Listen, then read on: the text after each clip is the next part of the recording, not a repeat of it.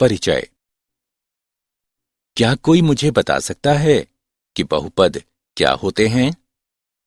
कोई बहुपद ऐसे पदों से मिलकर बना होता है जिन्हें केवल जोड़ा, घटाया या गुणा किया जा सकता है। बहुत अच्छे। और एक कोटि वाले बहुपदों को हम क्या कहते हैं? रैखिक बहुपद। और दूसरी कोटि वाले बहुपद को क्या कहते हैं? द्विघातीय बहुपद। बिल्कुल ठीक। क्या आप जानते हैं कि x में कोई दूसरी कोटि का बहुपद x में एक द्विघातीय समीकरण भी कहलाता है? चलिए आज हम द्विघातीय समीकरणों के बारे में सीखेंगे। आइए शुरू करें।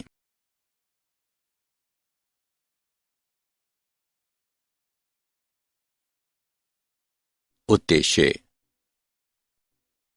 इस पाठ के अंत में आप निम्न करने में सक्षम हो जाएंगे।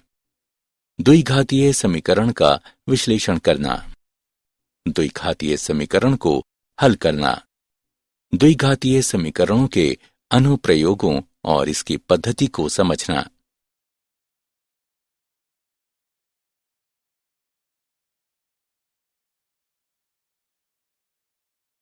द्विघात समीकरण। द्विघातीय समीकरण क्या हैं? एक द्विघातीय समीकरण का मानक रूप कुछ इस प्रकार का दिखता है। ax वर्ग प्लस bx प्लस c बराबर 0।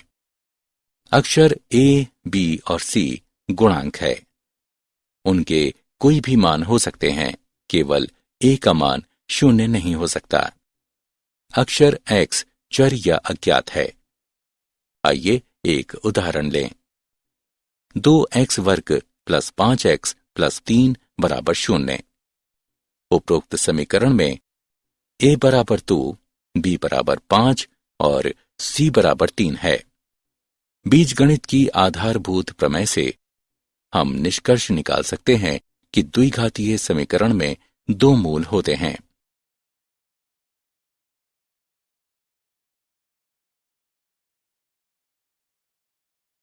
द्विघात समीकरण। द्विघातीय समीकरणों को किस प्रकार हल करते हैं? द्विघातीय समीकरण के लिए मूल ax वर्ग प्लस bx प्लस c बराबर 0 है। b वर्ग माइनस 4ac के मान को शब्द विविक्तिकर यानी d से निरूपित करते हैं। इसका अर्थ है d बराबर b वर्ग माइनस 4ac। 1. यदि d बराबर 0 तो द्विघातीय समीकरण का केवल एक वास्तविक मूल होता है, x बराबर माइनस b बटे 2a। 2. यदि d 0 से अधिक है तो द्विघातीय समीकरण के दो वास्तविक और भिन्न मूल होते हैं, x बराबर माइनस b प्लस माइनस वर्गमूल d बटे 2a। 3. यदि d छोटा है 0 से तो द्विघातीय समीकरण के दो अवास्तविक और सम्मिश्र मूल होते हैं, x बराबर minus b plus minus iota वर्गमूल माइनस d बटे 2a, जहां आयोटा काल्पनिक संख्या है।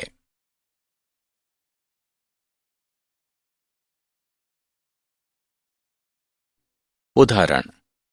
x के लिए समीकरण को हल करें।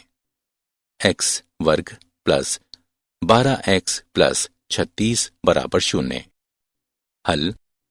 गुणांक है a बराबर 1, b बराबर 12, c बराबर 36, d बराबर b वर्ग माइनस 4ac, d बराबर 12 वर्ग माइनस 4 गुणा 1 गुणा 36 बराबर 0। क्योंकि d बराबर है 0 के, इसलिए मूल है बराबर माइनस 12 बटे 2 गुणा 1। इसे हल करने पर हमें प्राप्त होता है बराबर माइनस 6।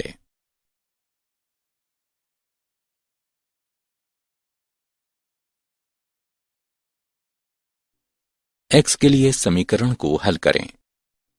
5x वर्ग प्लस 6x प्लस 1 बराबर 0। हल। गुणांक हैं a बराबर 5, b बराबर 6, सी बराबर 1, डी बराबर बी वर्ग माइनस 4ac, डी बराबर 6 वर्ग माइनस 4 गुणा 5 गुणा 1 बराबर 16। क्योंकि डी अधिक है 0 से, इसलिए मूल हैं बराबर -6 प्लस माइनस वर्गमूल 16 बटे 2 गुणा 5 बराबर -6 प्लस माइनस 4 बटे 10। हल करने पर हमें प्राप्त होता है बराबर -1 माइनस 0.2।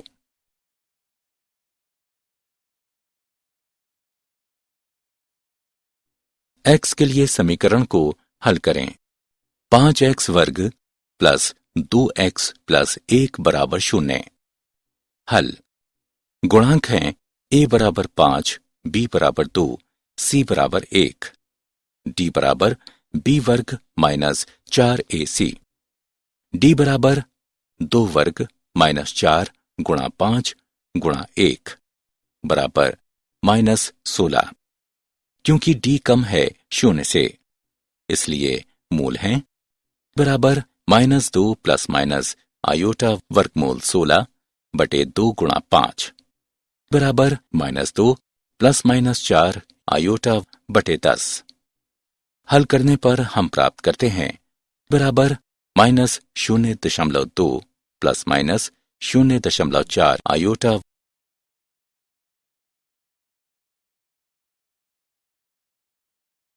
क्या आप जानते हैं भारतीय गणितज्ञ ब्रह्मगुप्त को प्रथम व्यक्ति माना जाता है जिन्होंने द्विघातीय सूत्र का आविष्कार किया। ये वही सूत्र हैं जिसका प्रयोग हम आज करते हैं। द्विघातीय समीकरणों ने न केवल उन कक्षाओं की व्याख्या की जिनमें ग्रह सूर्य के चारों ओर चक्कर लगाते हैं, बल्कि निकटता से उनका अवलोकन करने का एक तरीका भी विकसित किया।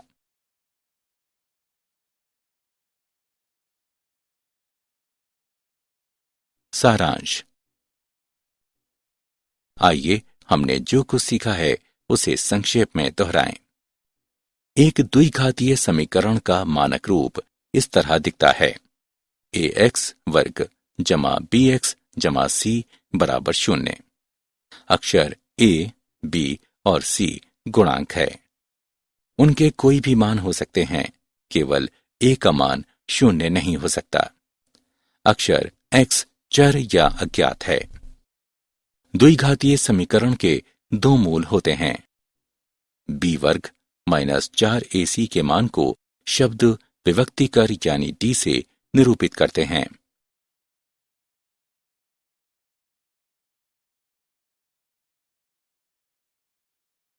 एक, यदि d बराबर 0, x बराबर -b बटे 2a। 2, यदि d 0 से अधिक है तो x बराबर -b प्लस माइनस वर्गमूल d बटे 2a। 3, यदि d छोटा है 0 से तो x बराबर -b प्लस माइनस आयोटा वर्गमूल -d बटे 2a।